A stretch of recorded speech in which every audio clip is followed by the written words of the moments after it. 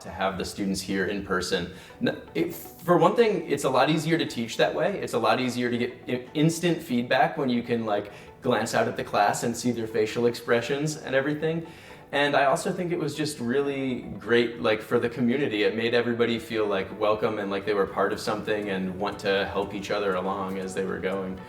I noticed that in the chat room that we had for the class, students were like helping each other with their projects and sharing knowledge. And I know that during this week leading up to the finals, we had the lecture theater open late, at least till 10 every night. And there was one night where Satya and I were in there till midnight helping people with their coding questions. And like, it can be a little tiring, obviously, especially in the short term, but it's also just so fulfilling to like see a student struggling with something and then finally get it.